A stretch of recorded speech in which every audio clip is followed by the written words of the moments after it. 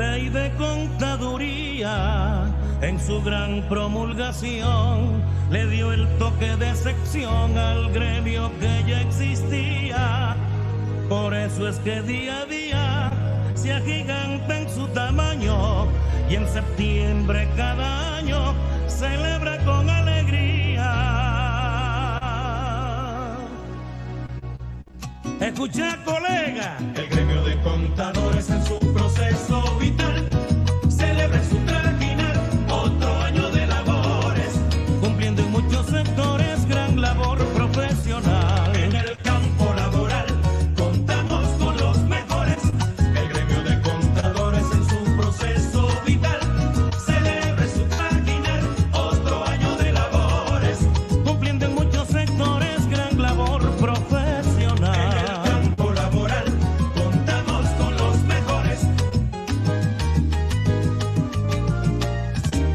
Colega, visita el colegio. El contador colegiado es el único que da fe pública en realidad, que reconfirma el visado. Auditor por formación, su más importante acierto al poner en descubierto los casos de corrupción. El gremio de contadores en su proceso vital celebra su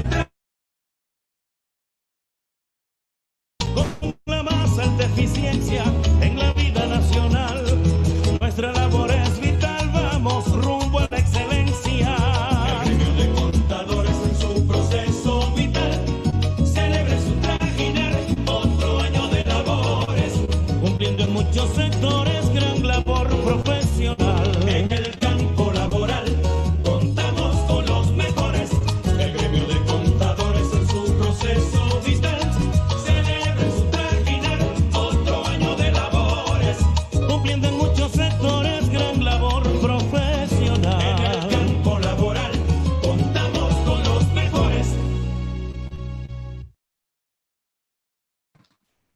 Estimados colegas y amigos, en nombre de la Junta Directiva del Colegio de Contadores Públicos del Estado Zulia, le damos la más cordial bienvenida a este coloquio virtual, el cual esperamos sea una ventana abierta al compromiso de nuestro gremio con el desarrollo profesional de nuestros agremiados, como bien lo hemos acostumbrado en nuestras instalaciones, y conscientes de la situación actual, debíamos promover alternativas que fomenten el estudio y la investigación de temas de interés para nuestra familia. Es por ello que, aprovechando los alcances de la tecnología y la alianza para el día de hoy con la firma PwC, junto a quienes en esta oportunidad presentamos la actividad denominada Sentencia 0118 y Acuerdo de Armonización Municipal. Quien es nuestro ponente para el día de hoy, el licenciado José Javier García. Con ustedes, el licenciado José Javier García. Buenas tardes. Bueno, primero que todo, gracias al Colegio de Contadores Públicos del Estado Zulia por la invitación. Gracias a todos los que nos han podido acompañar o nos van a acompañar en esta tarde. Veo que tenemos alrededor de unas 54 personas. Y bueno, vamos a esperar. Traté de instalar mi cámara, pero creo que tengo un problema acá en la computadora o en el sistema, y por lo tanto no se logra visualizar. Así que imaginaré que estoy haciendo radio. Entonces, primero que todo, vamos a empezar a conversar un poquito sobre... ¿Me escuchan bien? Me envían un mensaje. Vamos Sí, a profesor, lo escuchamos bien. Perfecto, gracias. Vamos un poco a conversar sobre estas dos sentencias, la 0078 y la 0118, dictadas por la Sala Constitucional del Tribunal Supremo de Justicia, y ambas terminan refiriendo a lo que es el Acuerdo Nacional de Armonización Tributaria. Y luego vamos a ver y podemos concluir si realmente estamos hablando de un acuerdo de armonización o simplemente una homogeneización de algunas tasas, ¿no? Como antecedentes, creo que podemos mencionar, vamos a ver, no sé si ok, como antecedentes, quería colocar esta lámina un poquito refiriéndonos a los índices económicos, qué es lo que ha venido pasando en la economía venezolana en los últimos 5 años, en los últimos 6 años, Si a eso le agregamos el semestre o los 8 meses que llevamos el año 2020, nos encontramos con una contracción muy fuerte de la economía. Si ustedes recordarán, hace un par de años, exactamente esta semana se cumplieron 2 años de la reconversión monetaria, en la cual se eliminan 5 ceros a la moneda. La tasa de cambio en esos 2 años, desde que se dio la reconversión monetaria, ha variado en más del 500.000%, pasando de una tasa de 60 bolívares por dólar el día que se da inicio a la reconversión monetaria a una tasa de más de 300.000 bolívares al día de hoy. ¿Eso qué nos conlleva a pensar? Un poco lo que están haciendo nuestros proveedores, lo que estamos haciendo nosotros con nuestros clientes, y es que hoy en día simplemente todas las operaciones o la gran mayoría de operaciones o se ejecutan en moneda extranjera, en moneda fuerte, en este caso el dólar, número 1, o 2, son operaciones que se ejecutan desde el punto de vista económico de contado, es decir, ya no hay crédito, ya no hay plazos de pago, simplemente lo que hay es un pago anticipado. Si no me pagas no te despacho, si no me pagas simplemente no presto el servicio. Lo que están haciendo los municipios o lo que han venido haciendo los municipios e incluso la administración tributaria es exactamente lo mismo. Cuando el CENIAT considera para los sujetos pasivos especiales que hay que hacer un pago anticipado de IVA semanal que prácticamente termina siendo diario y de impuestos sobre la renta, simplemente lo que está es cobrando por anticipado su impuesto. Lo mismo sucede con los municipios. Los municipios empiezan, y aquí vemos un primer elemento que está contrario a lo que establece la ley municipal, y es que empiezan a establecer periodos semanales, bimestrales, y simplemente buscando obtener los pagos anticipados de los impuestos. Y en segundo lugar, y esto lo hemos visto mucho más agresivo en el caso de los municipios, estamos viendo casos en los cuales simplemente la base imponible está referenciada al dólar o a la moneda de emisión de la factura, y luego los cobros se hacen efectivamente calculando la tasa de cambio vigente al día del pago. Entonces, esta es un poco el abreboca del por qué el origen de estas distorsiones desde el punto de vista municipal. ¿Y cuáles son los problemas municipales que tenemos? Y que luego de esta presentación y de leer las sentencias vamos a concluir si efectivamente se corrigen o no se corrigen los mismos, ¿no? Empezamos con unos hechos imponibles, en donde ya vemos el municipio Guanta, vemos Puerto Cabello y Vargas, en las cuales se establecen unos impuestos a la actividad de importación y exportación, es decir, no es a la actividad económica como tal, que es lo que debe establecer los impuestos municipales. Vemos bases imponibles, el caso que comentaba hace un rato de la moneda de cobro, en la Cañada de Urdaneta, en La Faja, en el municipio, en el Tigre, en algunos municipios del estado Anzoátegui. Empezamos a ver que no importa que yo sea o que la moneda oficial sea el bolívar, todo va a estar referenciado en base al dólar o en base a la moneda sobre la cual se haya emitido la factura asociada al servicio o a la venta del bien que estoy prestando, ¿no? Y empezamos a tener elementos discordantes en unos municipios. No importa que yo cobre la factura, una vez que yo emito la factura forma parte de la base imponible. En otros municipios se considera el elemento de percepción, entendiéndose como percepción, que efectivamente cobre la misma. Entonces empezamos a ver tratamientos distintos en distintos municipios. El tema de territorialidad, si es una compañía con actividades en distintos municipios, prácticamente vemos una pelea o una guerra entre todos los municipios por pretender ejecutar o llevar a cabo o asumir como elemento de base imponible el municipio en el cual la compañía se puede encontrar, ya sea como base definitiva o alguna de sus sucursales. Alícuotas, cualquier cosa. Podemos ver en el municipio A que por venta de computadores, por dar un ejemplo, aplica la alícuota del 1%, y luego el municipio vecino, que es el municipio B, la misma venta de computadores es gravada con un aforo del 5, 6, 7% de los ingresos brutos.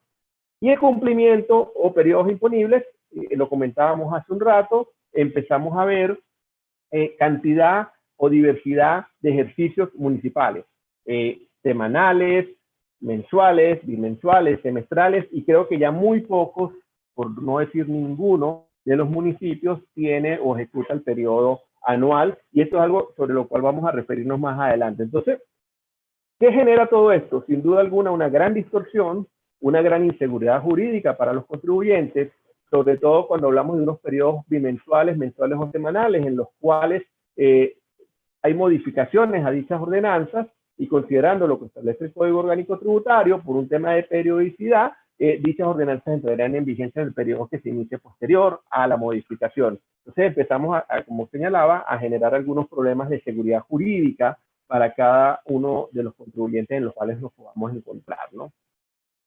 Eso es un poco el abreboca. Vámonos ahora a la sentencia. Esta sentencia 0078, que incluso si yo quisiera hacer un antecedente adicional, tendríamos que forzosamente terminar haciendo referencia al Consejo Municipal del municipio Maracaibo, del estado Zulia, cuando en sentencia del 12 de agosto del 2019 se declara nula por inconstitucionalidad y se suspenden los efectos de una ordenanza publicada en la Gaceta Municipal de Maracaibo, número 341-2018, del 28 de diciembre del 2018, en el cual se colocaba el petro como una unidad de medida a los fines de la determinación de tributos y sanciones.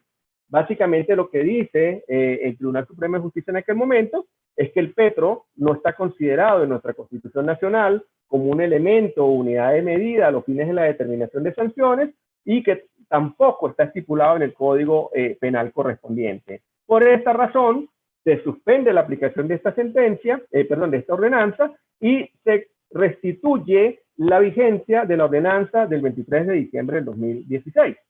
Y se instala o se insta que se instale una mesa técnica entre la alcaldía y los contribuyentes a los fines de realizar análisis de acuerdos y diferencias respecto a las disposiciones de la ordenanza. Entonces, yo diría que ese es el primer antecedente que tenemos en cuanto a la injerencia del Tribunal Supremo de Justicia, ratificando en aquel momento la ilegalidad inconstitucionalidad y por lo tanto suspensión de los efectos, y este argumento quiero que lo tengamos allí presente porque lo vamos a ver más adelante, considerando o en virtud de que el petro no es una unidad de medida, no es una moneda oficialmente reconocida ni por la Constitución Nacional, mucho menos por nuestro Código Penal, por lo tanto no podría la autoridad tributaria establecer dicho elemento como un elemento de los fines de medición de las penas como tal.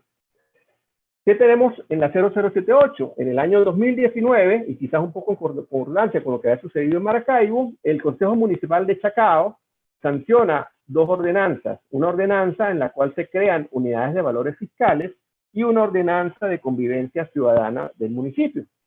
Básicamente lo que teníamos allí era que las sanciones de esa ordenanza de convivencia, las sanciones a los incumplimientos allí previstos, eran sancionados o estaban tipificados en dólares. Al final del día el pago se efectuaba en bolívares, no obstante la unidad de medida, la unidad considerada a los fines de la determinación de la sanción venía medida por el dólar, por lo tanto al momento de que el infractor recurría o se acercaba a la autoridad municipal a los fines de pagar la sanción, la pagaba la tasa de cambio vigente el día que se estaba efectuando el pago. Si esto es un condimento importante, quiero comentar lo que establece el Código Orgánico Tributario en materia de sanciones, reformado en este año 2020, y el Código Orgánico Tributario, señores, establece que las sanciones hoy en día son medidas de acuerdo al mayor valor de divisa publicado por el Banco Central de Venezuela. Particularmente yo no veo diferencia alguna entre lo que establecía aquella ordenanza de Maracaibo, entre lo que establecía la ordenanza del municipio de Chacao respecto a la promulgación o determinación de sanciones y lo que establece nuestro Código Orgánico Tributario actual. Cuando yo referencio a una unidad de medida, que en este caso es una moneda extranjera, los elementos de determinación de la multa, incluso pudiéramos estar hablando de multas indeterminadas, ya que yo conozco el valor de esa unidad de medida, que es una divisa, en este caso, el día en el que cometo el ilícito, pero voy a desconocer el efecto que en futuro pueda tener en virtud de que yo voy a pagar considerando la tasa de cambio vigente al momento del pago como tal. En el año 2019, en fecha 8 de julio, se interpone ante la Sala Constitucional un recurso de nulidad por inconstitucionalidad, con una acción de amparo cautelar contra las dos ordenanzas del municipio de Chacao, y el 8 de agosto del año 2019, la Sala Constitucional admite el recurso, declara procedente la solicitud de amparo cautelar y se suspenden los efectos de la ordenanza hasta tanto se evite en el presente caso sentencia de fondo. ¿Qué dijo el TCJ? Municipio de Chacao, dichas ordenanzas promulgadas en el año 2019, en el cual se establece como una unidad de medida a los fines de la determinación de sanciones el dólar, quedan suspendidas hasta tanto yo tome una decisión definitiva o final. Sorpresivamente, 7 de julio del año 2020, la Sala Constitucional, mediante una decisión, acuerda, entre otras cosas, la suspensión de la aplicación por un lapso de 90 días de cualquier instrumento normativo dictado por los consejos municipales y los consejos legislativos, en los cuales se establezcan tasas o contribuciones de naturaleza tributaria. Ya vamos a ver algunos detalles y algunos elementos que vale la pena aclarar. Y luego, el 8 de julio del año 2020, el síndico procurador del municipio de Chacao presenta un escrito de aclaratoria, de solicitud de escrito de aclaratoria ante la sentencia, en virtud de unas dudas o inquietudes que generaba la sentencia respecto a si estaban suspendidos los elementos de impuestos, tasas o contribuciones, o si solamente se refería a las tasas y contribuciones. Elementos dispositivos de esta sentencia: suspendido por 90 días ese instrumento normativo dictado por los consejos municipales y legislativos, como ya lo comentaba hace un rato. Se ordena al vicepresidente sectorial del área económica y el ministro del Poder Popular de Industrias y Producción para que, junto con gobernadores, alcaldes y jefes de gobierno, establezcan una mesa técnica a los fines de coordinar los parámetros en los cuales se deben ejercer las potestades tributarias. Esto es muy similar a lo que sucedió en Maracaibo, en el pronunciamiento del TCJ, y se ordena también al vicepresidente sectorial del área económica y ministro del Poder Popular de Industria y Producción que prepare un informe detallado de las actuaciones desplegadas en la ejecución de la presente sentencia. ¿Qué problemas empezamos a conseguir en esta fase? Sin duda alguna, y yo creo que esto no es un secreto para nadie y todos podemos concordar y concluir en la misma manera, sin duda alguna había un total desorden o desbarajuste o caos en materia tributaria municipal. Cada municipio hacía lo que quisiera hacer y había unas grandes distorsiones, como lo comentábamos al inicio de la charla, entre los aforos, formas de pago, formas de determinación del tributo que pudieran darse entre un municipio y otro, ¿no? ¿Qué elementos vale destacar de esta sentencia? Ya la misma se emitió, ya la misma es de cumplimiento, de hecho tenemos una sentencia adicional que la vamos a comentar más adelante. Primero, que se le ordena es al Poder Ejecutivo ejecutar una medida de armonización que ya estaba previsto en nuestra Constitución Nacional y que le correspondería al Poder Legislativo. Es decir, se está violando el principio de legalidad, sería a través de una ley en la cual debería ponerse orden en materia municipal, no a través de un simple acuerdo de adhesión en el cual participe el Ejecutivo y los municipios.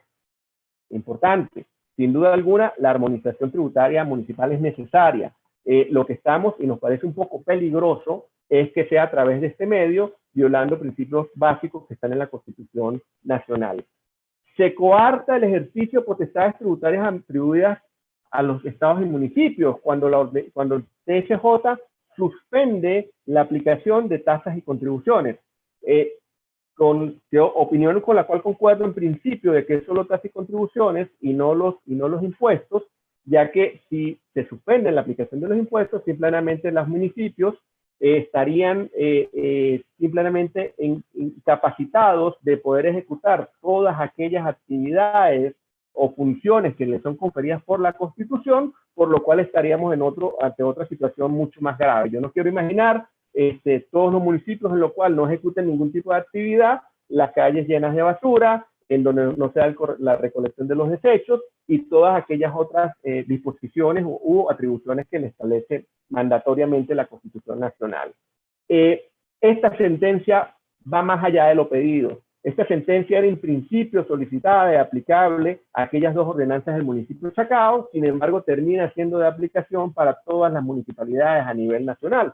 Por lo tanto, aquí también se vulnera el derecho al debido proceso y defensa de los demás estados y municipios, ya que no tuvieron la posibilidad de poder formar parte de la situación y por lo tanto exponer todos aquellos elementos de defensa que pudieran ser presentados en un litigio. Sin duda alguna, y este es un punto positivo, el reconocimiento de una fiscalidad excesiva, lo cual sin duda alguna es la realidad, y hay una medida de cautelar de suspensión, el cual es incierto y sigue siendo incierto a este momento. ¿Por qué? Porque si bien es cierto que ya tenemos una nueva sentencia, y una gran pregunta que debemos tener en este momento es, ¿esas medidas cautelares de suspensión del pago de tributos sigue vigente? Ya vamos a ver un poco más adelante tratando de responder a este elemento, ¿no? Ya esto lo comentábamos, lo que estamos presentando en esta lámina, y es que hay una competencia atribuida por la Constitución Nacional al Poder Legislativo Nacional, por lo cual no puede delegarse a un poder público distinto el tema de armonización, y en este caso se le está dando al Poder Ejecutivo. Hay una autonomía tributaria estatal y municipal, que sin duda alguna es violentada por esta sentencia, y los estados y municipios, como ya lo comentamos hace un rato, aunque aquí lo importante y relevante también es que no hemos visto a la fecha participación de los estados. A la fecha, el acuerdo de armonización es firmado por los alcaldes. No hemos visto acción, noticia o artículo referido a la participación por parte de los estados en cuanto a esta sentencia y ese posible acuerdo de armonización. Ya lo veamos aquí en la última parte de la lámina, y lo comentábamos hace un rato, que en principio se desconoce, y esta es una de las razones por las cuales el síndico procurador del municipio de Chacao solicitó una aclaratoria de la sentencia, cuál era el alcance de dicha suspensión. Esa suspensión de 90 días era impuestos, tasas o contribuciones, o solamente tasas y contribuciones. Lo que hemos visto a nivel nacional, y de hecho hubo comunicados, creo que la mayoría de los municipios, era que solamente se refería a las tasas y contribuciones. Por lo tanto, el impuesto de patente de industria y comercio seguía siendo aplicable, vigente, y debería, por lo tanto, ser pagado. El impuesto sobre publicidad y propaganda también debe ser pagado, es decir, todos aquellos elementos, derogaciones que tuvieran la naturaleza de impuesto, tenía obligatoriamente que ser pagado, y no había una suspensión de los mismos, ya que la suspensión en todo caso aplicaba la tasa o las contribuciones.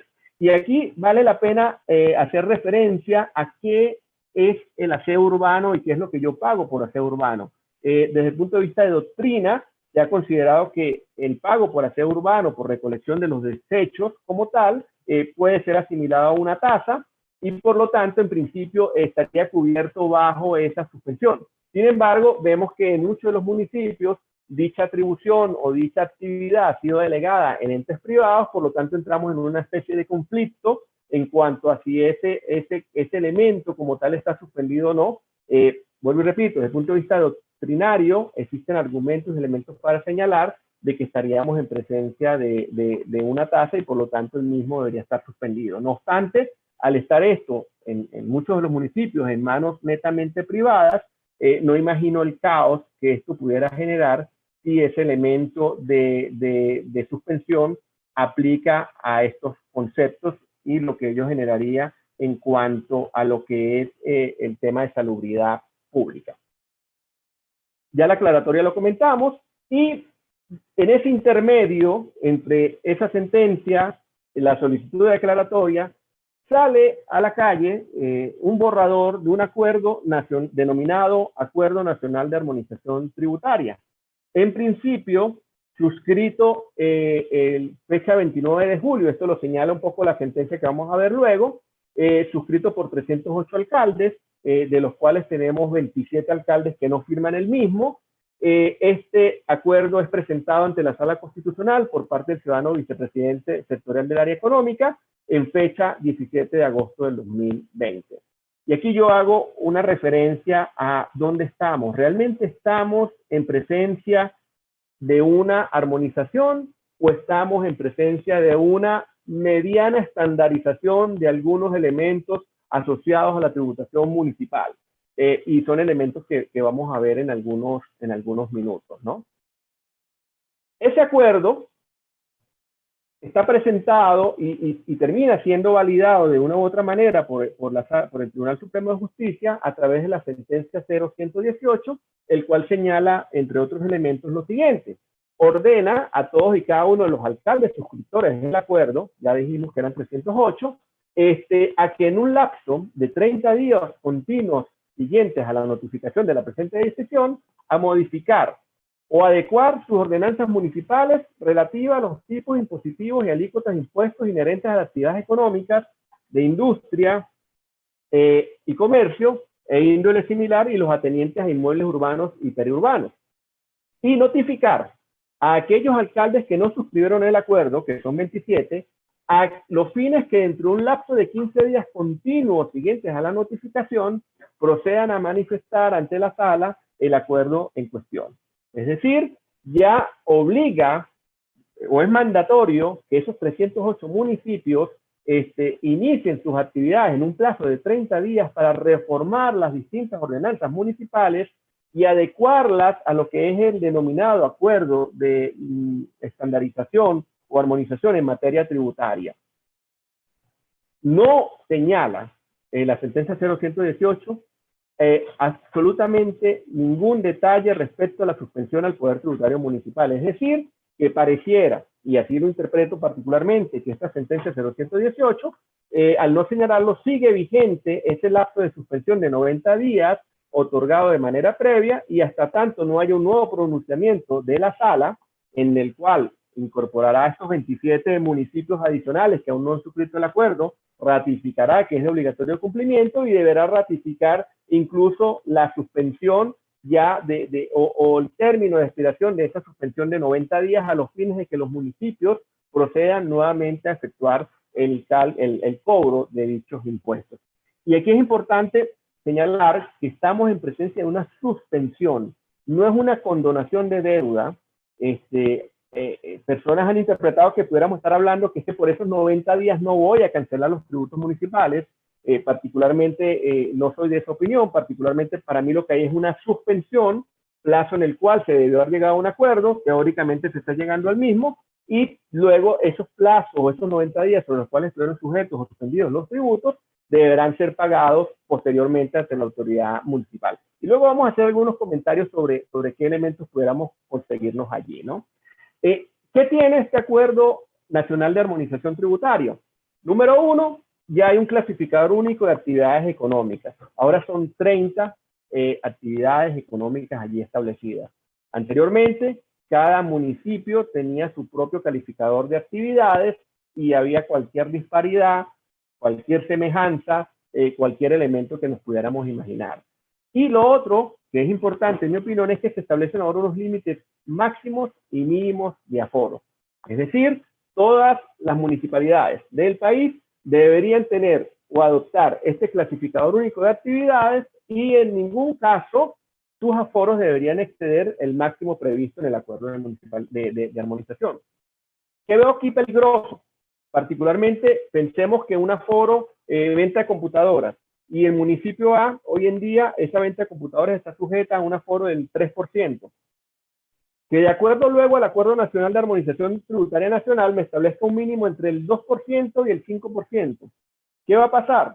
Posiblemente va a haber una motivación para que aquellas municipalidades en las cuales el aforo esté por debajo del máximo previsto en el Acuerdo Nacional de Armonización Tributaria, se modifique la ordenanza municipal llevándolo al máximo. Es decir, yo hoy pago 3, pero en virtud del Acuerdo de Armonización que establece un tope de 5, el municipio en el cual ejecuto actividades modifique la ordenanza, se mueva el tope de aforo, sigue estando dentro del Acuerdo Nacional, pero en ese caso me genera a mí, contribuyente, un costo adicional de 2% sobre los ingresos brutos asociados a esa actividad que estoy ejecutando en el municipio. Se acuerda también la creación de un registro único de contribuyentes municipales, el cual será digital, servirá para el intercambio de información y para evitar la doble tributación. Particularmente, mi opinión es que si esto realmente va a funcionar y cumplir con estos objetivos, bienvenido, en virtud de la disparidad de elementos que encontramos entre una municipalidad y otra.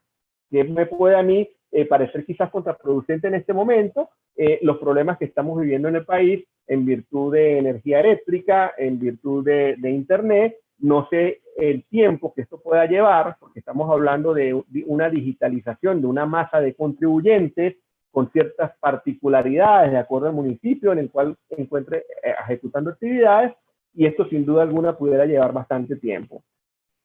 Se prohíbe el cobro de tributo en divisas. Sin embargo, se establece que el pago será exclusivo en bolívares. Pero dentro de esta prohibición del cobro de tributos en divisas, se aprueba el uso del petro como una unidad de cuenta para el cálculo dinámico de los tributos y sanciones. Señores, esto no es más que una dolarización de los elementos asociados a sanciones y tributos. El petro, como elemento de medida, hoy en día representa $60 y es un valor determinado o publicado por el Banco Central de Venezuela de manera diaria. Ese elemento de medida, al estar referenciado al dólar, automáticamente sufre variaciones de manera diaria cada vez que hay una variación de la tasa de cambio oficial Bolívar-dólar publicada por el Banco Central de Venezuela al final de cada día. Por lo tanto, lo que estamos haciendo es dolarizar todos estos elementos de sanciones y tributos. Me pregunto acá, ¿no es esto similar a lo que ocurrió en Maracaibo en el año 2018? ¿No es esto similar a lo que ocurrió en Chacao en el año 2019? Aspectos y situaciones sobre las cuales el TSJ señaló que era ilegal e inconstitucional en virtud de que el petro no está configurado como una moneda o como un elemento de medida en nuestra Constitución. Y bueno, y condimentándolo más, como lo señalé hace un rato, tenemos el elemento de inclusión de las divisas en nuestro Código Orgánico Tributario como un elemento asociado a lo que corresponde a la determinación de sanciones cuando se considera la tasa o la divisa de mayor valor que cotice o que publique el Banco Central de Venezuela. Un elemento adicional que contiene este Acuerdo Nacional de Armonización es la implementación de una tabla de valores de la construcción y de la tierra que se aplicará a los avalúos catastrales. Lo subrayo acá porque esto puede y va a tener sin duda alguna incidencia en un impuesto que está próximo a ser causado, que se causa el 30 de septiembre de cada año y que es el impuesto a los grandes patrimonios. Ese impuesto a los grandes patrimonios señala que en el caso de los inmuebles yo debo considerar como elemento de la base imponible el mayor valor que resulte entre el valor de mercado del bien, el valor catastral y el valor que al respecto determine o me indique la administración tributaria cómo debo determinarlo. Este último aún no ha sido emitida providencia o normativa alguna, pero sin duda alguna este valor catastral contenido en este acuerdo tendríamos que revisarlo y mi sugerencia es que lo revisemos porque el mismo pudiera estar asociado a esos elementos de valores que vamos a tener que considerar y evaluar a los fines de la declaración de impuestos a los grandes patrimonios.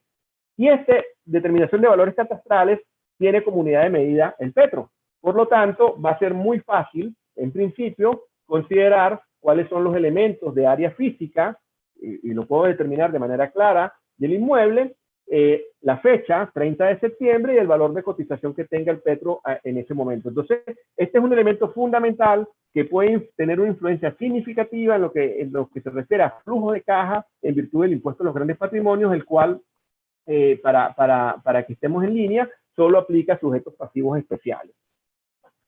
Otros aspectos de este acuerdo nacional de armonización tributaria nacional. Lo decíamos hace un rato, que la Constitución Nacional es la que delega, y de hecho una vez que se promulga la Constitución vigente, se hablaba de un plazo de un año para que se diera esta armonización tributaria a través de una vía legislativa, a través de una ley.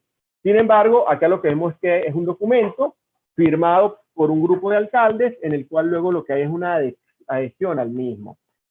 Un elemento que particularmente lo visualizo como negativo es que parte de la motivación del acuerdo está referido al bloqueo económico, cuando realmente creo que los problemas de fondo asociados a la armonización tributaria municipal son mucho mayores. Sin duda alguna es un apoyo al Ejecutivo Nacional en virtud de la adhesión que se da. Lo comentaba hace unos instantes, hay ausencia de participación de las gobernaciones, la alícuota mensual máxima en algunos de los aforos es el 7%, y se habla de que debe darse hacia futuro una continuidad en el proceso de simplificación, estandarización y modernización de la recaudación por tasas de servicios. Allí tenemos el aseo urbano como tal, junto con el diseño de políticas para reducir la evasión y elusión fiscal. Es decir, que si había alguna duda respecto a si el pago que yo ejecuto por aseo urbano es o no es tasa, es o no es un elemento de servicio privado, el propio Acuerdo Nacional de Armonización, de una u otra manera, ratifica que es una tasa y que existirá una vez ejecutado este acuerdo de armonización o debe darse unos plazos a los fines de estandarizar todos los elementos asociados a un diseño de una política que permita la estandarización, simplificación y modernización de la recaudación por estas tasas de servicio, ¿no? Algunos elementos interesantísimos que vale la pena hacer referencia. y es que la Ley Orgánica del Poder Público Municipal del año 2010 prevé una autonomía a los municipios para crear, recaudar e invertir sus ingresos, artículo 3. Esa autonomía se mantiene según el artículo 4, numeral 7. Importantísimo, hablamos de que los municipios disponen de 30 días para reformular o modificar sus ordenanzas. En esos procesos, de acuerdo a lo que establece el artículo 6 de la Ley Orgánica del Poder Público Municipal, debe de existir participación de la población, debe de darse participación de las empresas. ¿Por qué? Porque los procesos de formación de las leyes estatales relativos al régimen y la organización de los municipios deberán atender las condiciones peculiares de población, desarrollo económico, capacidad fiscal, y para tales fines deberán aplicar los mecanismos apropiados de consulta de acuerdo con la ley. Por lo tanto, una primera recomendación, adelantándome a una lámina que tengo más adelante, es que las empresas, los gremios, las cámaras regionales, colegios de contadores regionales, deben acercarse ante las autoridades municipales y tratar de buscar y conciliar y establecer mesas de trabajo orientados a la revisión de los elementos asociados a este acuerdo de armonización tributaria. Posiblemente un elemento o una característica, insisto, con el que vende computadoras, no es lo mismo el que vende computadoras que está en el municipio Maracaibo al que está en el municipio La Cañada, a pesar de que estamos muy cerca. Sin duda alguna hay elementos diferenciadores de esa actividad, y esos son los elementos por los cuales hay que exponerle a las autoridades municipales a los fines de que se consideren todos aquellos elementos asociados a la capacidad contributiva, y que incluso no estemos en presencia de unos aforos que puedan ser confiscatorios en virtud de la aplicación excesiva o por un monto excesivo de los mismos. Importante, esta Ley Orgánica de Poder Público Municipal señala que el ejercicio económico financiero de los municipios comenzará el 1 de enero y terminará el 31 de diciembre de cada año. Y esto se asocia a que en el mismo sentido deberían de estar dadas las ordenanzas. Por lo tanto, hay interpretaciones que señalan que este acuerdo de armonización estaría vigente a partir del 1 de enero del próximo año y no es el momento en el cual el mismo sea publicado y ratificado por el Tribunal Supremo de Justicia.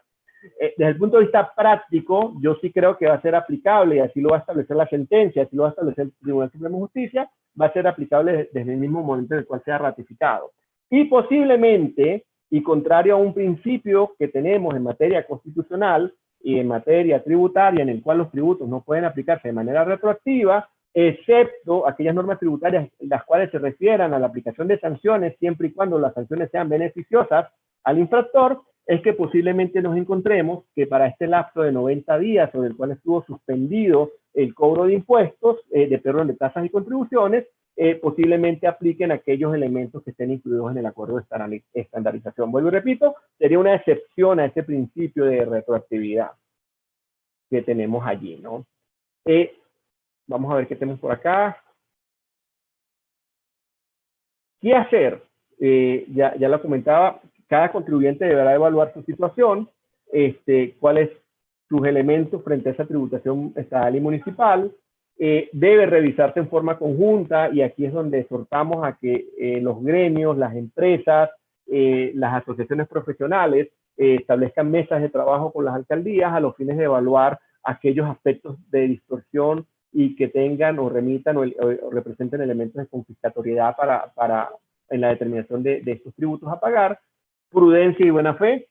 Sabemos de contribuyentes que han señalado, estoy en capacidad de pagar los tributos, no voy a suspender, no voy a acatar la decisión del TCJ y voy a pagar de manera voluntaria. Hay otros que dicen, señores, aquí hay una suspensión claramente establecida por el TCJ, por lo tanto es de aplicación general, por lo tanto, y en nuestra opinión, debería aplicar un eximente de multas, es decir, no deberían de cobrarse intereses ni multas en el supuesto que esto se restituya en el futuro, ya que una vez que esa suspensión viene dada es por un elemento mandatorio por parte del Tribunal Supremo de Justicia. Y sigo insistiendo con el elemento de coordinar, activar y motivar encuentros y mesas de trabajo con las autoridades municipales, presentando cada quien la realidad económica que le corresponda al sector en el cual ejecuta sus actividades. En este momento, en un momento en el cual estamos hablando de una disminución de la actividad productiva, estamos hablando de empresas las cuales posiblemente han estado imposibilitadas de generar ingresos desde el día que se decretó el estado de alarma en Venezuela. Por lo tanto, es fundamental de que se presenten y se lleven estudios serios ante las autoridades municipales a los fines de que estos elementos sean considerados.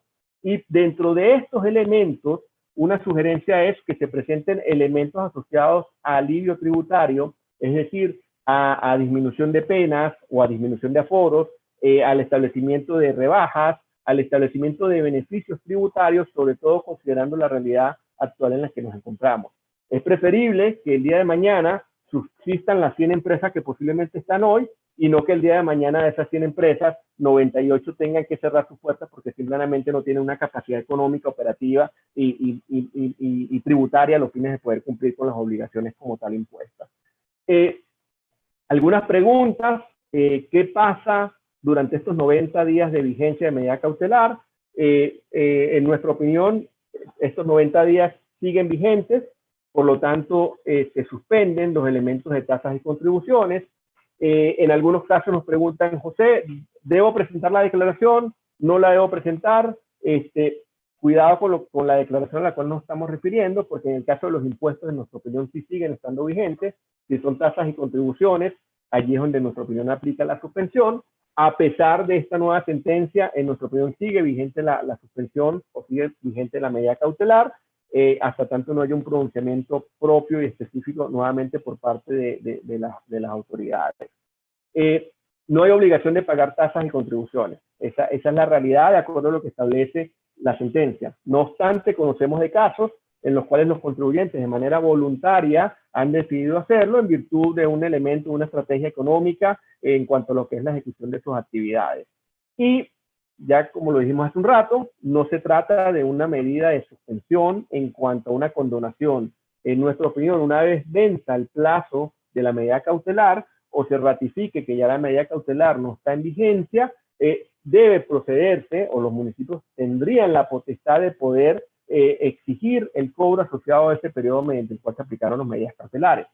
Posiblemente, y vuelvo y repito, y aquí estaríamos hablando de un elemento de retroactividad que no necesariamente debería aplicarse, pero ya hemos visto con esta sentencia lo que está privando, posiblemente esa sentencia señale de que se apliquen de manera retroactiva para este periodo en el cual estuvo vigente la medida cautelar, la aplicación de los aforos y de aquellos elementos que sean determinados conforme a este acuerdo de armonización y conformes al elemento asociado a lo que es el cobro o las ordenanzas que van a ser modificadas a futuro. Particularmente, y es una opinión muy personal, en mi opinión, el problema de armonización no se resuelve con este acuerdo. En mi opinión, el acuerdo de armonización debió haber incluido esos otros elementos que yo mencionaba en alguna lámina anteriormente, asociados a la base imponible, a los periodos imponibles, la figura de los agentes de retención, el cobro en base a una unidad de medida que ahora se estandariza en base al petro. Sin embargo, vuelvo y repito, el mismo elemento de que históricamente en Venezuela se ha considerado que el aforo municipal debe corresponderse a un porcentaje de los ingresos, sin importar la capacidad económica y financiera de la empresa. Pudiéramos estar hablando y aprovechar este acuerdo de armonización. Posiblemente ya estamos tarde porque no tuvimos posibilidad de participar como empresas o como sociedad en la formulación del mismo, pero posiblemente evaluarse elementos y de medición mucho más modernos, como lo es determinación de esos impuestos municipales en base a una línea de resultados y no en base a una línea de ingresos brutos, la cual no necesariamente corresponde a la realidad económica operativa de la empresa. Alguien puede decir, José, pero ¿qué es el 1% del 2% de los ingresos brutos?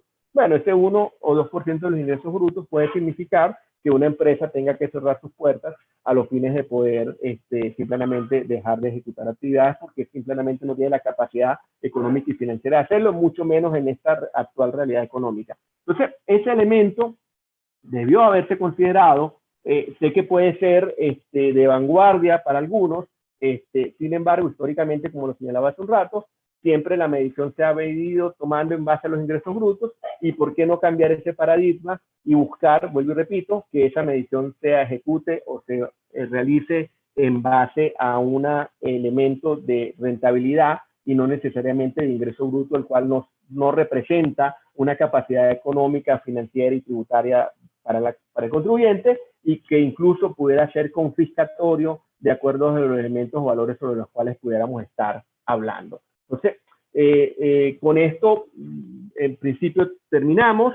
Quisiéramos dar espacio a preguntas, inquietudes. Si hay algún elemento adicional que quieran que aclaremos, con mucho gusto lo vamos a hacer, y con mucho gusto aquel que tenga posiblemente miedo escénico y no quiera formular la pregunta, se la puede hacer llegar al Colegio de Contadores o a mi correo directamente, y con mucho gusto procederíamos a darle respuesta a la misma.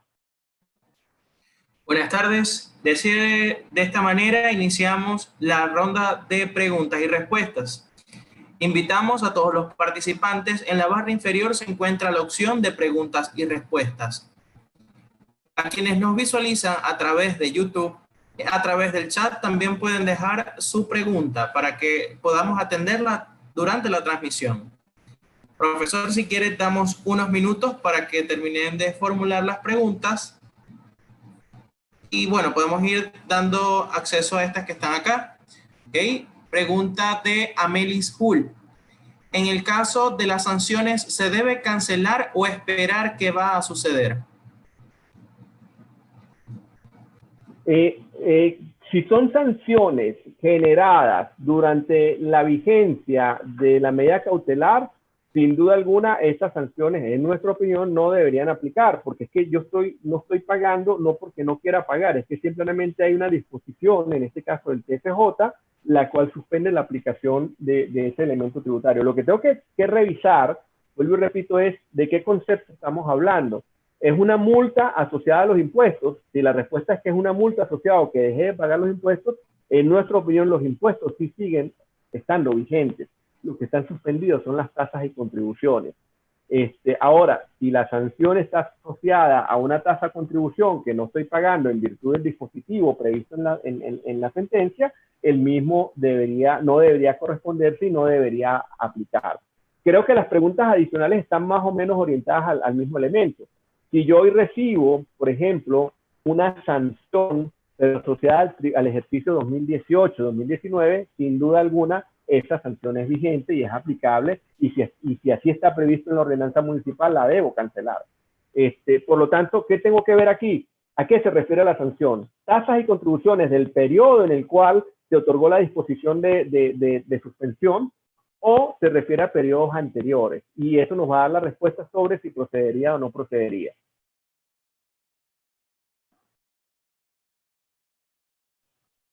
No sé si por ahí hay más preguntas.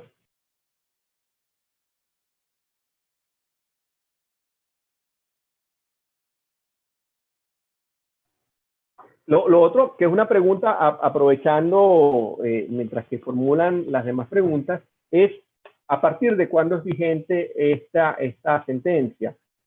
Tenemos que revisar la sentencia donde se hace la suspensión. Si el periodo municipal o el periodo determinado por la autoridad municipal es de un mes, esa sentencia no es aplicable, en nuestra opinión, para el periodo en curso. Me explico.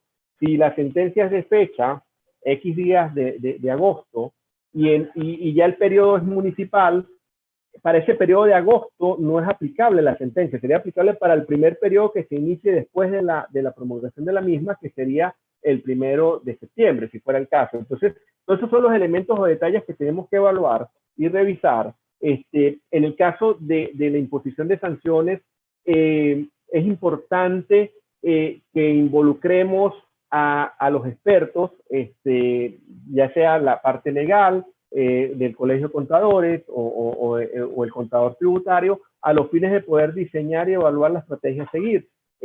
Sobre todo porque pudiéramos estar malinterpretando, en una malinterpretación de la aplicación de la sentencia, y es importante que cualquier decisión que tomemos sea y esté amparada por la asesoría correspondiente. El profesor pregunta de Erika Colina. ¿Me podría explicar de nuevo el clasificador único de actividades económicas con algún ejemplo? Sí, pongo un ejemplo muy sencillo y sigo con la venta de computadoras. Ustedes dirán que si es que yo vendo computadoras, la verdad es que no. Pero me parece que un ejemplo bien sencillo, ¿no? Yo colocaba un ejemplo en el cual podíamos conseguir en el municipio A que el aforo por venta de computadoras era 1%. Y luego íbamos al municipio B y el aforo era el 7%. Entonces hay una disparidad por la misma actividad entre dos municipios, los cuales posiblemente son colindantes. Y eso lo deben de haber visto ustedes en cuanto a algunos aforos que tienen en Maracaibo y otros que pueden tener en La Cañada. ¿Qué es lo que hace ahora este acuerdo de armonización? Señores, la venta de computadoras, el mínimo, por dar un ejemplo, es 3% y el máximo es 5%. Entonces, todos los municipios, absolutamente todos los municipios a nivel nacional, tienen que marcarse dentro de esos dos límites. Si es, no puede haber un límite, una tarifa o un aforo inferior a este establecido en el acuerdo o superior al establecido en el acuerdo. Entonces, eso de una u otra manera lo que hace es homogeneizar un poco, en mi opinión, la aplicación de los aforos. En mi opinión, no resuelve el problema de armonización, porque yo pudiera conseguirme la mitad de los municipios a nivel nacional, tomando como referencia, o vamos a ver lo más sencillo, un 33% de los municipios toman el aforo mínimo, un 33% el aforo máximo y otro 33% el aforo intermedio. Por lo tanto, no hay una armonía todavía, pero sí lo que hay es una homogenización. Entonces, lo que va a pasar ahora es eso, que si yo vendo computadoras, por dar un ejemplo, y el aforo es entre el 3 y el 5%, ya yo sé que en cualquier municipio en Venezuela donde yo ejecute la actividad, voy a estar entre esos límites. No pueden haber límites superiores a ese. Ese es básicamente a lo que se refiere este acuerdo clasificador o esta armonización.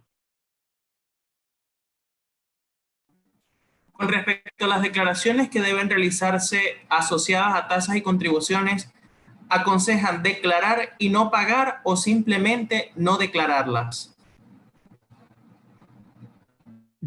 Pudiéramos decir que al estar suspendida no correspondería a ningún, porque están suspendidos cualquier aspecto normativo tributario asociado a las tasas y contribuciones.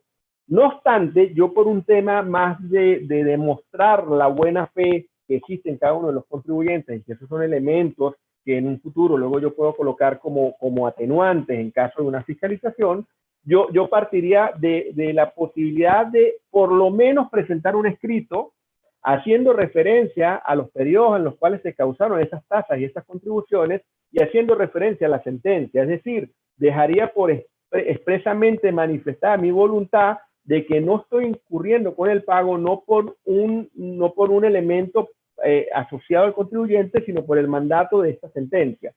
Si ello pudiera conllevar a que yo presente mi declaración en cero, posiblemente, lo haría, pero básicamente yo me inclinaría por no presentar declaración, obviamente no efectuar el pago porque están suspendidos, pero sí en todo caso manifestar formalmente por escrito ante la autoridad respectiva la causal por la cual no estoy cumpliendo con dicha obligación, y es que está referida a un mandato emanado de la Sala del Tribunal Supremo de Justicia. Pregunta de Tatiana Querales. Tengo una multa por declarar fuera de tiempo, pero desde el mes de marzo estamos cerrados sin actividad económica alguna. Mi pregunta es, ¿válida la multa? Tengo una multa por declarar fuera del tiempo, pero desde el mes de marzo estamos cerrados sin actividad económica alguna. Sí, ¿qué hay que hacer aquí? Esto sería motivo de otra charla. Y es el cumplimiento de obligaciones tributarias ante esta situación del COVID-19. Y particularmente hay que revisar elementos propios asociados al tipo de industria en la cual me desenvuelvo. Los municipios en los cuales ejecuto la actividad, por ejemplo, en el estado Zulia hay algunos municipios en los cuales se han emitido algunas unas especies de complementos del decreto de alarma, pero a nivel municipal e incluso a nivel de estados.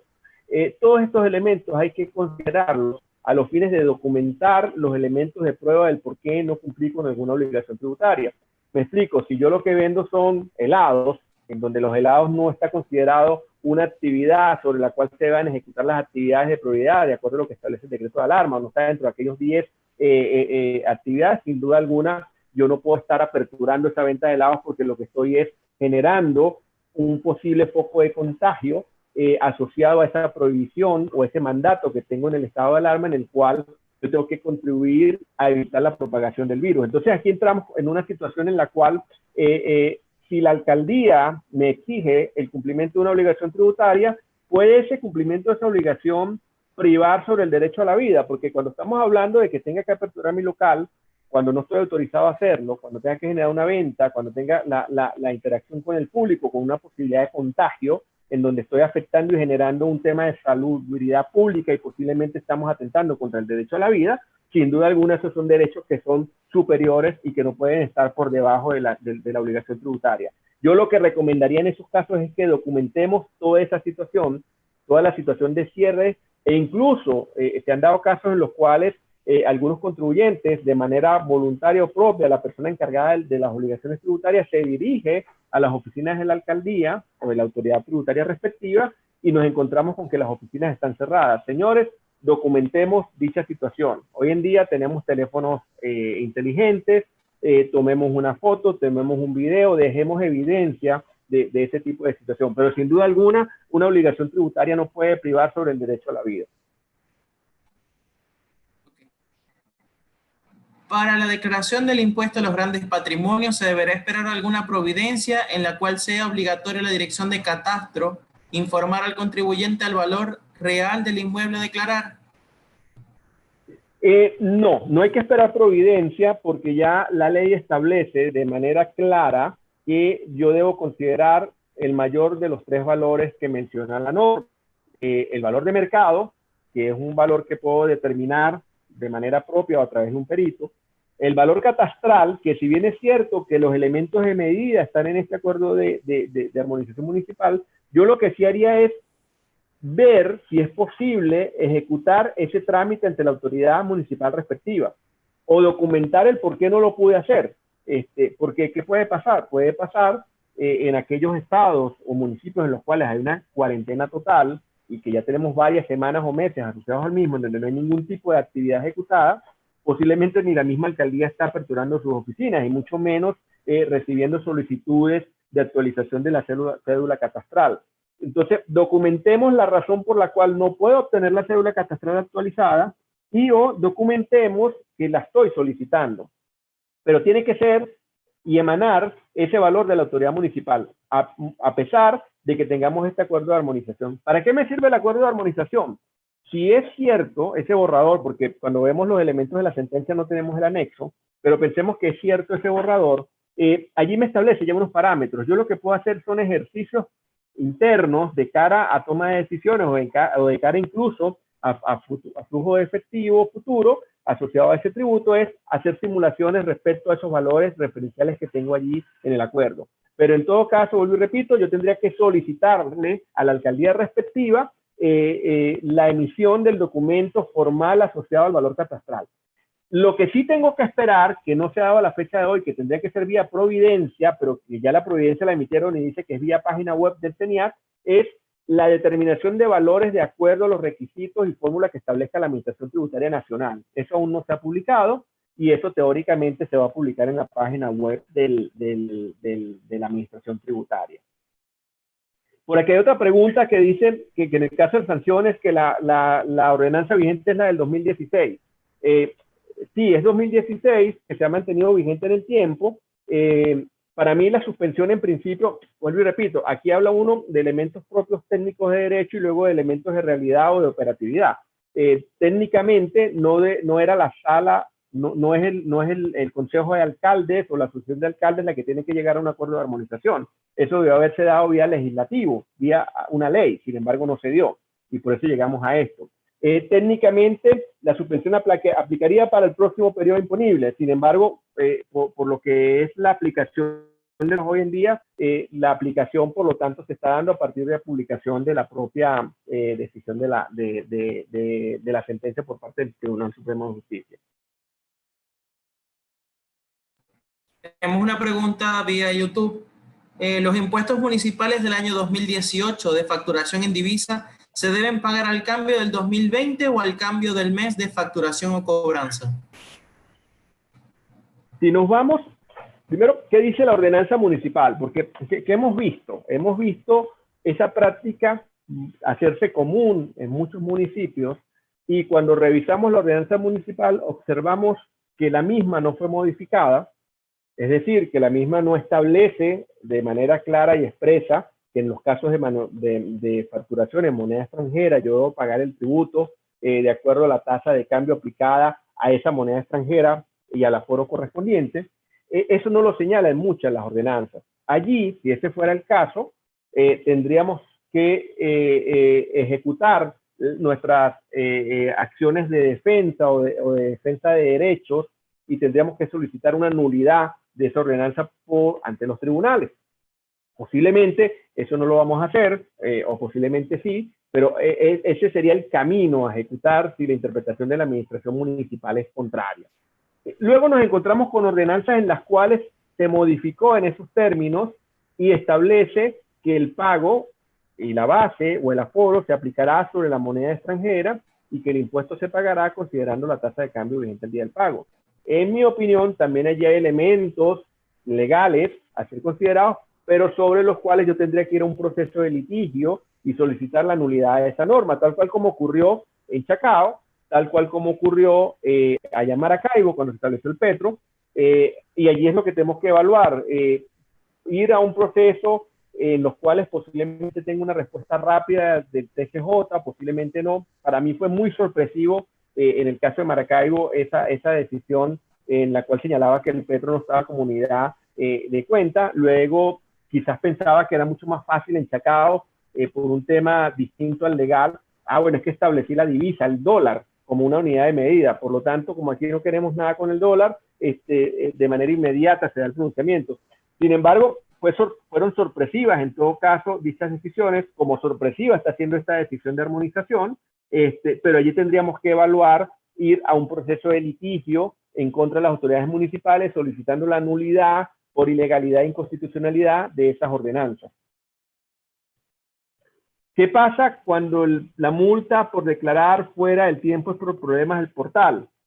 Señores, si es un problema del portal, igual, tenemos que guardar y crear y generar la evidencia.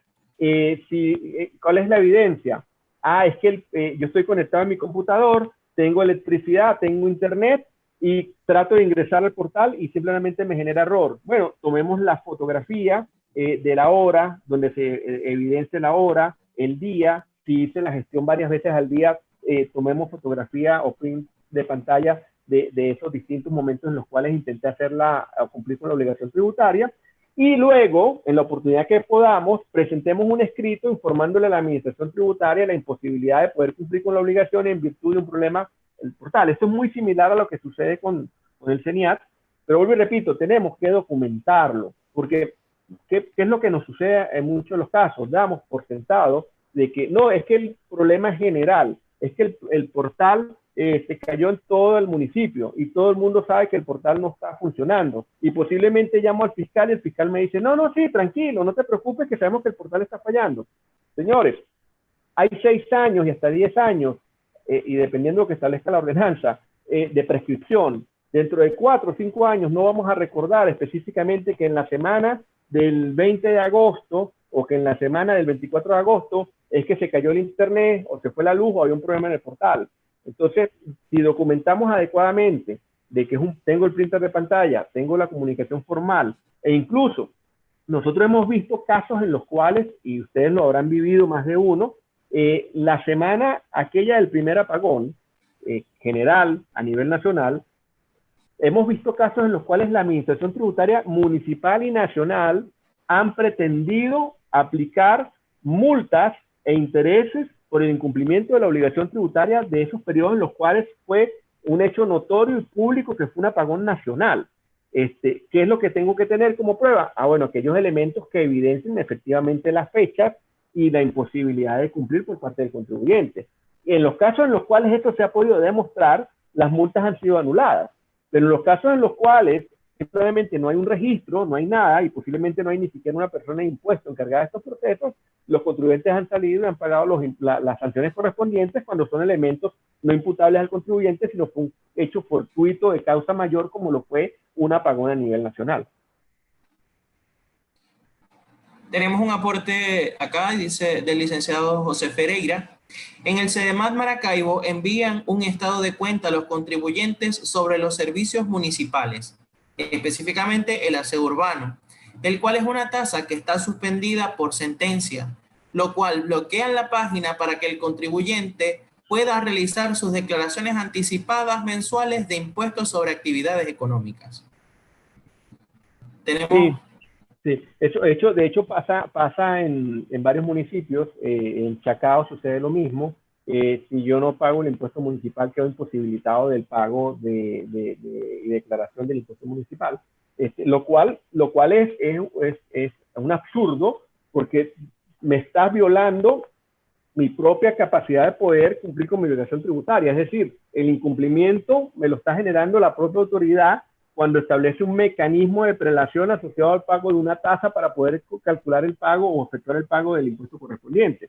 Esto sería otra situación motivo para solicitar una nulidad de esa prelación, la cual no tiene ningún sentido y sin duda es ilegal e inconstitucional. Yo no puedo, administración tributaria, generar elementos que conlleven a que el contribuyente incumpla con la obligación tributaria. Es al revés. Yo, administración tributaria, tengo que darle los elementos de disponibilidad, e incluso como menciona este acuerdo, que esa parte ojalá y se llegue a aplicar, de aplicación incluso hasta de tecnología para que exista un fluido cumplimiento de obligaciones por parte del contribuyente, pero jamás coartar ese cumplimiento estableciendo medidas adicionales que son discrecionales y que sin duda alguna carecen de todo elemento legal y constitucional. Okay. Aquí le solicitan su opinión, profesor. La Sala Constitucional, por parte de Estela Álvarez, la Sala Constitucional no ha decidido aún la aclaratoria solicitada por el síndico del municipio de Chacao en cuanto a la aplicación de la suspensión a los impuestos. Si en definitiva la sentencia se refería a toda normativa tributaria, el pago durante la suspensión del impuesto correspondiente no generaría intereses ni multas. ¿Cuál sería su opinión al respecto? Es correcto, es correcto. Si yo no hago el pago en virtud de la aplicación de la sentencia, mal podría mañana el órgano municipal pretender cobrar intereses y multas. En otras palabras, totalmente de acuerdo con lo señalado por esta persona, en el sentido de que no deberían aplicar ni multas ni intereses sobre aquellos supuestos de cobro que en el futuro se lleguen a dar asociados a este periodo en el cual estuvo suspendido el pago de estas obligaciones. Por aquí hay una pregunta bien interesante que nos ha quedado en el tintero, y es decir, ¿es legal entonces el cobro de las sanciones tomando como base el petro y por ende anclado al precio del dólar? Esto es la incongruencia, en mi opinión, de lo que tenemos en nuestro sistema legal. Yo mencionaba lo que sucedió con la ordenanza de Maracaibo. Ustedes lo debieron haber vivido, la parte de la audiencia que está acá, cuando se estipuló el petro como esa unidad de medida a los fines de la determinación de sanciones. ¿Qué dijo el TCJ? Ese mismo TCJ que hoy está aceptando un acuerdo de armonización, en aquel momento señaló, señores, esto es ilegal e inconstitucional porque el petro no está incluido como una unidad de cuenta o de medida en ninguna disposición, ni en la Constitución Nacional, y mucho menos en disposición penal alguna vigente en Venezuela. Eso fue exactamente el mismo argumento que este mismo TSJ señaló cuando suspendió la aplicación de la ordenanza del municipio de Chacao. Los elementos son, y la situación y la realidad es exactamente la misma. Sin embargo, ya tenemos el primer antecedente en el cual se empiezan a dolarizar las sanciones, y es cuando la reforma del Código Orgánico Tributario, sin mencionar el dólar, señala que las multas se deberán expresar y pagar de acuerdo al valor de cotización de la mayor divisa que publique, o el valor de la divisa de mayor valor que publique el Banco Central de Venezuela. Hoy en día, por lo que está publicando, es el euro. En algún momento fue el Jordán de Jordania. Eso no es más que una dolarización de las sanciones. ¿Qué es lo que está ocurriendo ahora con el uso del petro? ¿Cuál es la diferencia hoy en este acuerdo de armonización con lo que estableció la ordenanza de Maracaibo del año 2018? No hay absolutamente ninguna diferencia. Entonces, el mismo TCJ, que ayer me dijo que era ilegal e inconstitucional, hoy le está dando validez a esa unidad de medida. hoy le está dando asidero a esa unidad de medida, la cual, insisto con esto, no es más, en mi opinión, que una dolarización de las sanciones.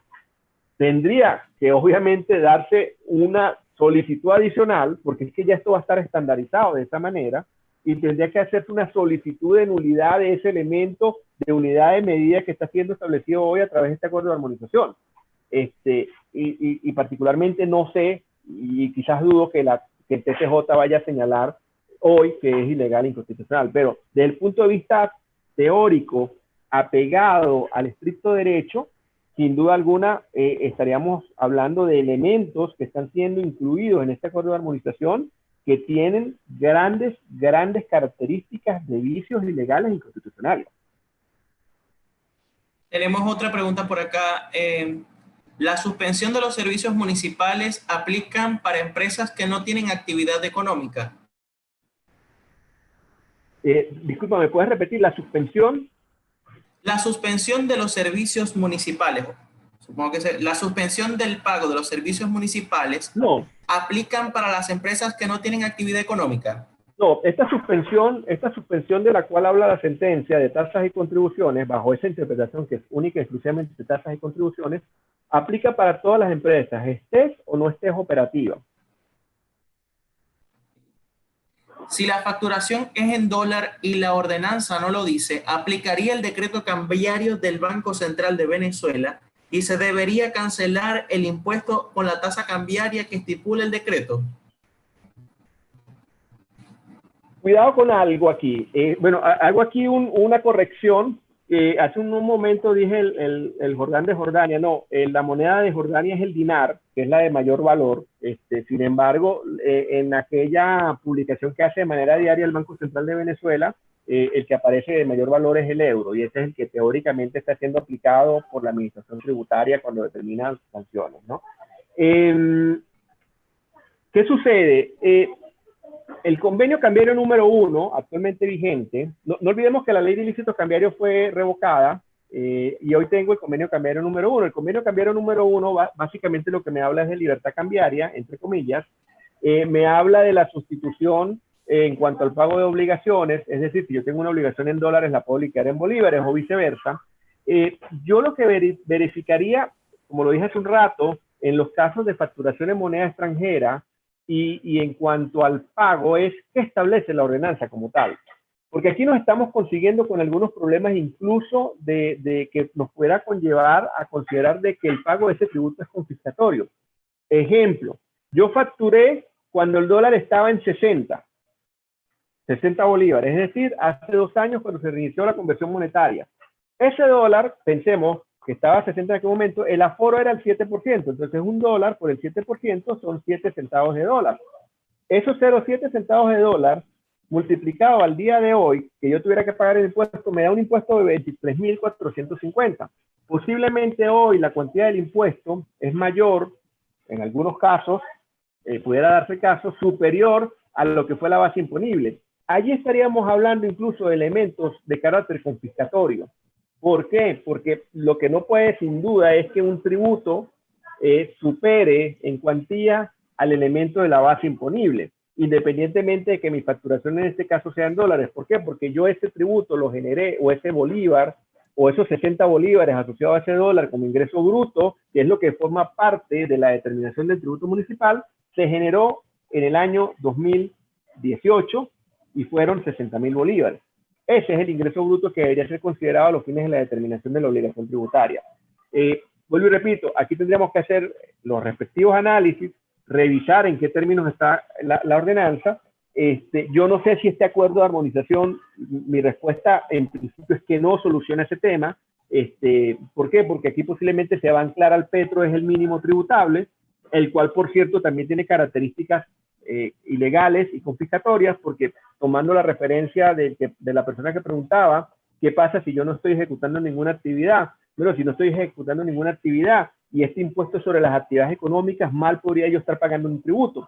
Ahora, si me establecen un mínimo tributable en base a una unidad de medida que es el petro, posiblemente pudiéramos estar hablando en un impuesto confiscatorio, ya que yo tendría que vender parte de mis activos para poder cumplir con esa obligación tributaria. En todo caso, este elemento de actualización de los tributos ojo, y lo hemos visto mucho más feo. Hemos visto casos en los cuales se efectúan las retenciones de impuestos en los periodos anteriores y luego el municipio, cuando hoy hace la compensación, pretende llevarme la base imponible a dólar, pero los anticipos me lo deja congelado en bolívares, lo cual es aún mucho más grave porque le estaría dando una pérdida de valor a esos bolívares que fueron descontados en su oportunidad. Entonces, allí sin duda alguna estamos hablando de claros elementos y vicios de ilegalidad inconstitucional, los cuales tendrían que ser expuestos y llevados ante el tribunal. Sin duda alguna, en discusión con la propia administración tributaria municipal, veo difícil que esto prospere. De allí, un poco lo que hablábamos hace un rato y que lo coloqué en un par de láminas. Estos 30 días, que ya no son 30, son menos de 30, debemos de aprovecharlos y tratar como gremios, como asociaciones gremiales, como colegios de profesionales, separados, unidos, como lo queramos ver, tratar de acercarnos a la administración tributaria y tratar de otorgar y buscar elementos de estandarización que realmente estén de acuerdo a la realidad económica del sector y de la región. E incluso, como bien lo comentaba hace rato, y es una pregunta que tiene aquí Yuleida Rosales, que todos esos elementos de inoperatividad, que todos esos elementos que me pueden a mí obligar a dejar personas sin trabajo, sean considerados a los fines de que se otorguen y se soliciten rebajas de impuestos asociados a poder mantener esos puestos de trabajo hacia el futuro y a poder mantener las condiciones de operatividad de la empresa de cara a poder subsistir a futuro. Yo lo comentaba hace un rato, hay elementos en los cuales que es preferible que las 100 empresas que hoy quedan estén vigentes dentro de un año o que esas 100 empresas solamente estén vigentes 2, porque aquí estamos hablando de desempleo, aquí estamos hablando de unos temas de ingresos asociados a ese municipio y estamos hablando de un tema de sociedad en cuanto a lo que significa salir a la calle o cerrar cantidad de empresas simplemente porque no tienen la capacidad financiera, económica, operativa de seguir operando. Cedemos la palabra al licenciado James Ramos, presidente del Colegio de Contadores Públicos del Estado Zulia. Buenas.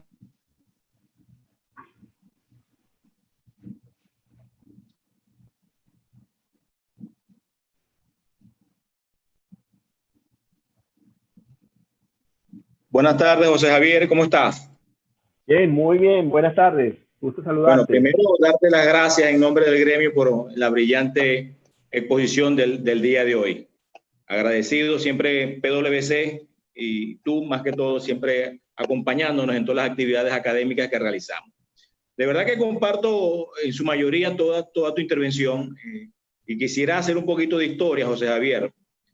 Hace aproximadamente 4 meses o 5 meses atrás, tú y yo estuvimos conversando sobre una nota de prensa que hice como presidente del colegio, donde hablábamos un poco de la ley de remisión y hablábamos del tema municipal. En esa nota de prensa yo colocaba, no sé si te recuerdas, que teníamos que armonizar un poco el tema de la voracidad fiscal que existía en los municipios. Era un tema que nos preocupaba. Muchos tributaristas no les gustó un poco la nota de prensa, lo recuerdo, y lo conversé contigo, pero yo creo que el tiempo nos dio la razón. Y lo conversamos, es correcto. Correcto, la voracidad fiscal de las distintas alcaldías han creado esta situación y el Estado de una u otra manera ha creado este acuerdo de armonización que, si bien tú lo dices muy claro, no cumple de verdad con las expectativas del sector empresarial, ni mucho menos de nosotros, el sector gremial. Fíjate, yo te quisiera comentar algo. En el mes de diciembre, cuando se estaba discutiendo una ordenanza, nosotros nos quedamos con un documento que era una propuesta que estaba realizando el Comité Tributario del Colegio de Contadores Públicos del Estado Zulia. No hubo ninguna autoridad que nos recibiera. Yo no sé cómo la ordenanza salió el 28 o el 29 de diciembre, y yo desde el día 17 y 18 estaba buscando alguna autoridad, bien sea del CDMAG o bien sea de la Cámara Municipal, y nadie nos recibió. Te puedo comentar, José Javier, que hace 2 meses, 2-3 meses solicitamos también una audiencia con el actual intendente municipal y hasta la fecha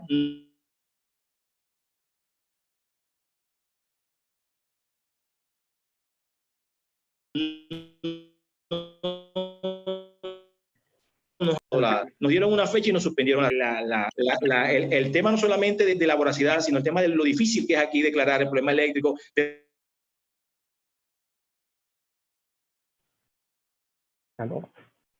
Creo que ya está teniendo problemas de transporte de personal que tienen, los que seguimos trabajando, tratar de hacer llegar nuestras sugerencias, nuestros aportes a la nueva ordenanza que se debe de presentar.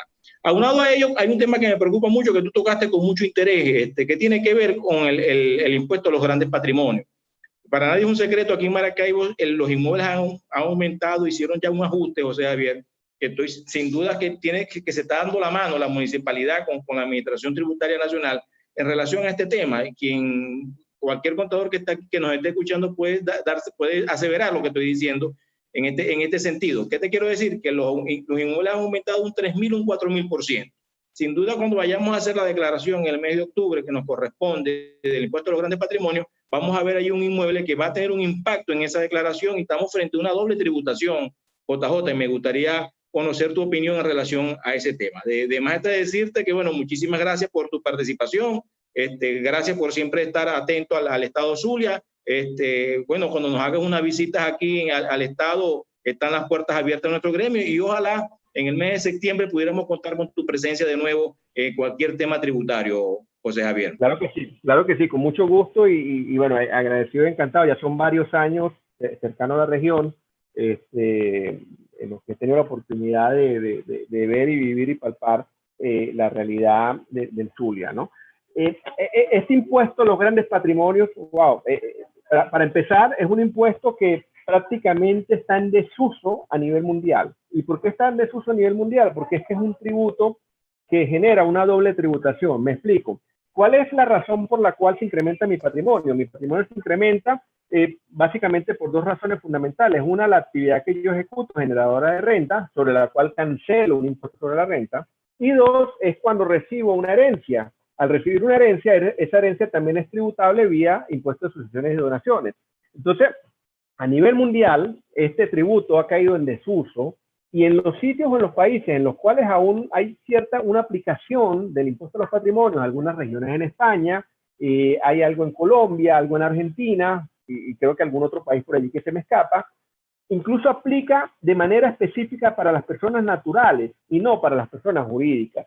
¿Por qué no para las personas jurídicas? Porque en la persona jurídica que tiene en cabeza al final del día una serie de accionistas y que va a tener un accionista beneficiario común, estaría pagando tantas veces impuesto al patrimonio como líneas de cadena de empresas tenga en el medio, lo cual ya no estamos hablando de una doble tributación, sino de una triple, cuádruple o quíntuple tributación, número uno. Número dos, entonces ya empezamos a ver que es un tributo que por su característica ha caído en desuso en cuanto al respeto a los principios fundamentales de tributación.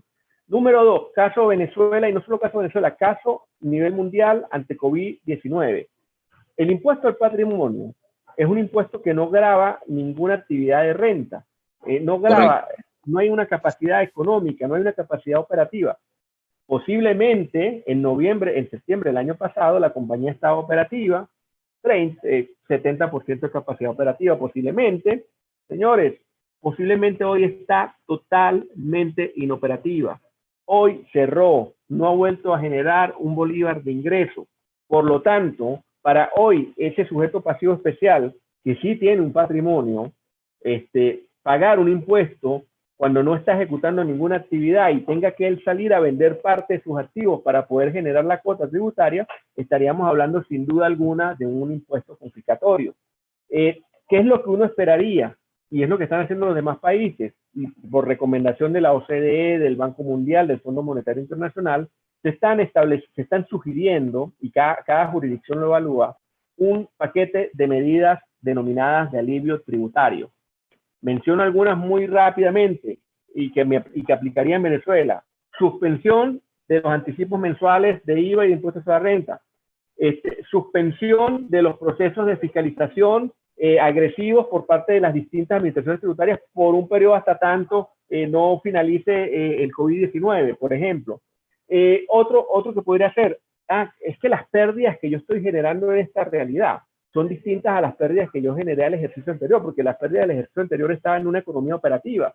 Ahora estoy en una economía inoperativa y posiblemente las pérdidas del ejercicio 2020 obedezcan a un efecto netamente llamado COVID-19 y que me permite entonces, por excepción, en vez de compensar solo hasta el 25% de esas pérdidas, que me permita a mí compensar el 100% de esas pérdidas a futuro.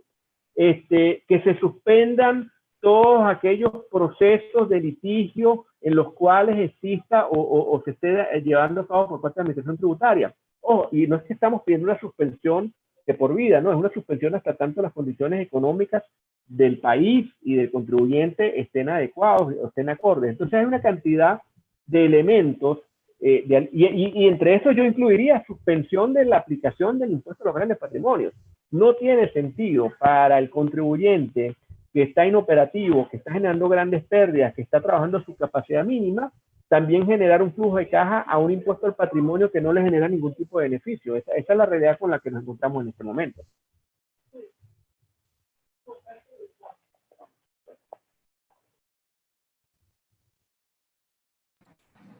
Profesor, un último aporte por acá.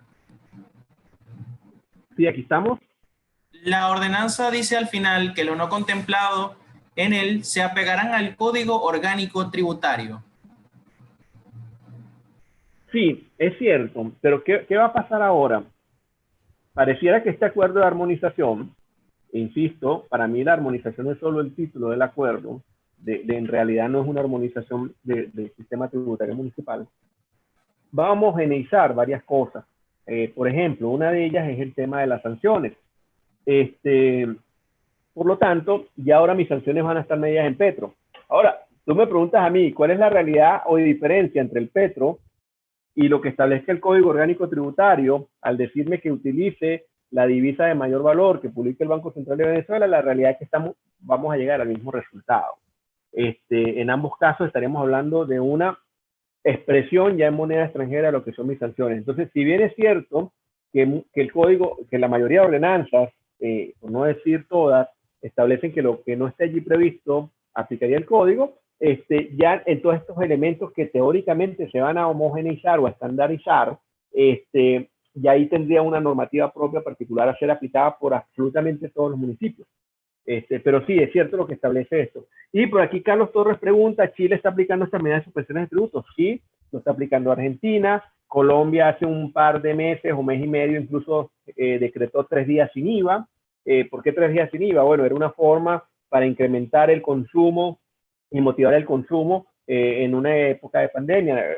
Un 20% menos que pagar por el producto, sin duda alguna, representa un elemento. Y hay países en los cuales incluso suspendieron el anticipo de tributos. Hay países en los cuales, posiblemente en Venezuela no tenemos ahorita casos, pero países en los cuales existe la figura de la devolución de los tributos. Aquí lo tenemos vía IVA. Si yo soy exportador, yo tengo derecho a recuperar el IVA asociado a mis ventas de exportación y ese proceso puede durar 2, 3, 4 años. Bueno, hay otros países en los cuales dicen, no, mira, en esos elementos donde tengamos esta situación, te doy el impuesto en 15 días y no importa, luego fiscalizamos y revisamos. Esas son las medidas que realmente estamos necesitando, porque como yo lo veo, el enfermo de COVID no es solamente la persona, el enfermo de COVID también es el contribuyente, también es la empresa, y ese es un enfermo que tenemos que recuperar, ese es un enfermo que tenemos que generarle y darle las medicinas y los alicientes necesarios para que se recupere, se fortalezca y esté el día de mañana generando renta, porque en la medida que ese enfermo de COVID, empresa, que hoy está enfermo de COVID, se recupere, estamos hablando de fuentes de empleo, estamos hablando de fuentes de ingresos para todos, para el trabajador, para el accionista, para el cliente, para el proveedor y para la propia administración tributaria.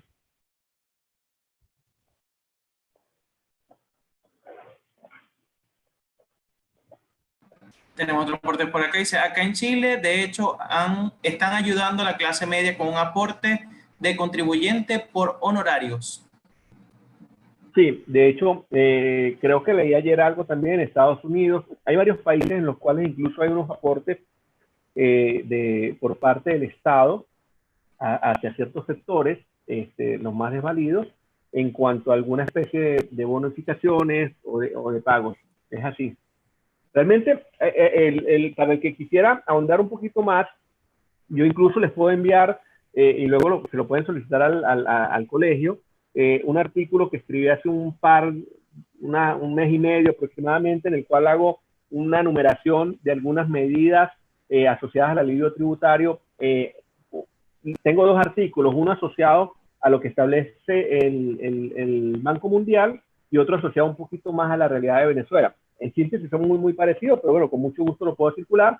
Y en la página del Banco Mundial estoy seguro que la pueden conseguir. De hecho, hay una página actualizada al día de ayer o al día de hoy de todas las medidas monetarias e incluso financieras y económicas que han generado en cada una de las jurisdicciones a nivel mundial. Son 185 países que están y está actualizado al día de hoy, de medidas no solo de carácter tributario, sino medidas también financieras y económicas asociadas, por ejemplo, empresas del sector salud dedicadas al salud tienen una rebaja de impuestos, tienen una disminución o un deferimiento para declarar los ingresos. Hay una cantidad de cosas bien particulares dependiendo del sector y la jurisdicción en la cual nos encontremos.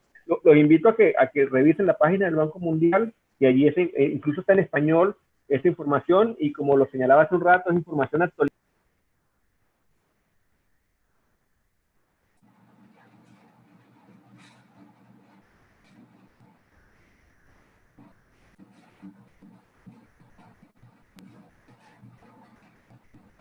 ¿Lo escuchamos? No.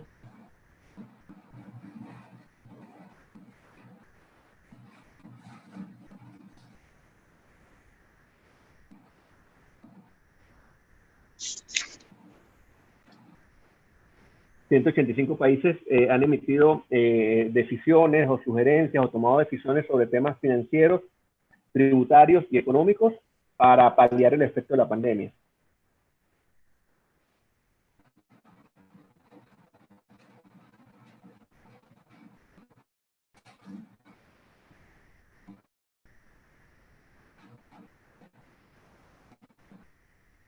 No sé si hay más preguntas. Tenemos otra pregunta por acá, profesor. ¿Continuaría la aplicación de forma subsidiaria del Código Orgánico Tributario sobre la homogenización de los tributos? Sí, la respuesta es sí, por lo siguiente.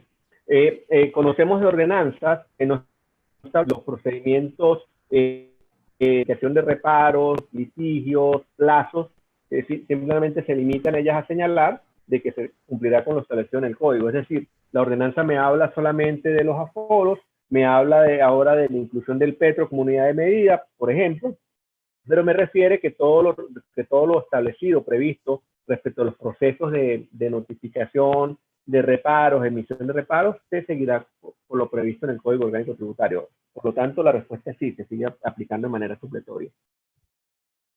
Una última pregunta por acá, profesor. ¿Existe jurisprudencia en contra de la pretensión de algunos municipios de cobrar el impuesto sobre actividades económicas considerando diferenciales cambiarios? ¿Este proceso de armonización establece lo contrario?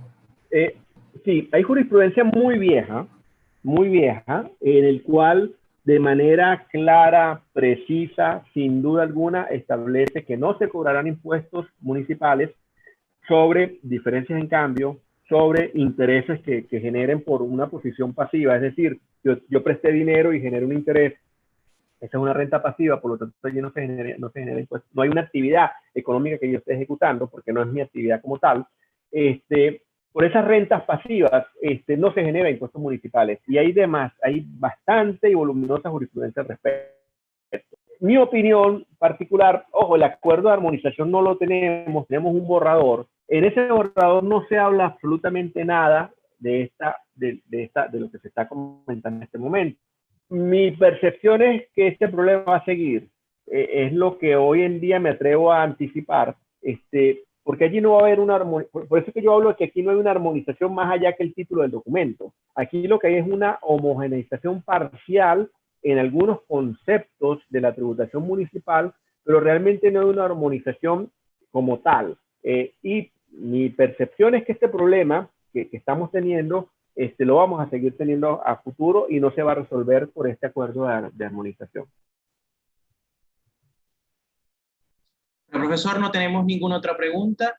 No nos queda más que agradecerle por su tiempo para el desarrollo de esta actividad.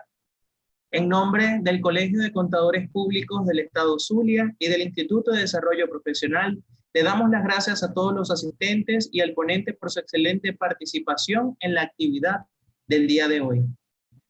Aprovechamos la oportunidad para informarle que esta actividad ha sido grabada y podrán encontrarlas a través del canal de YouTube del Colegio de Contadores Públicos del Estado Zulia. Muchísimas gracias. Feliz tarde a todos y gracias por su tiempo.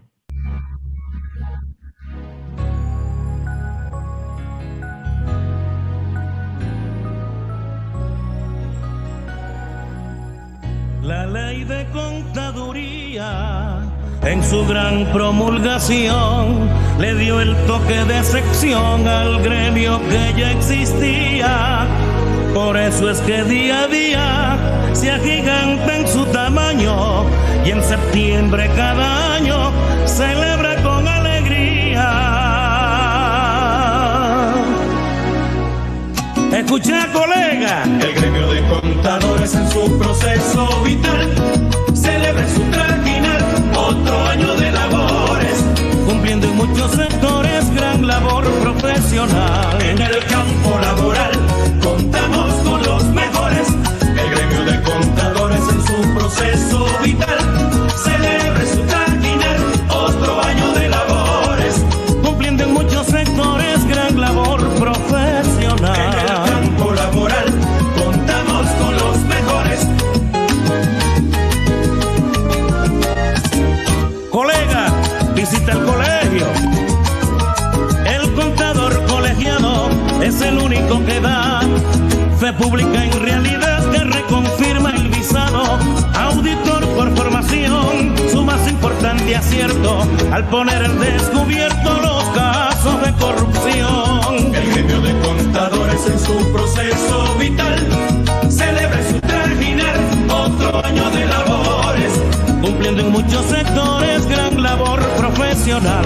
En el campo laboral contamos con los mejores. El gremio de contadores en su proceso vital celebra su trajinar otro año de labores, cumpliendo en muchos sectores gran labor profesional. En el campo laboral contamos con los mejores.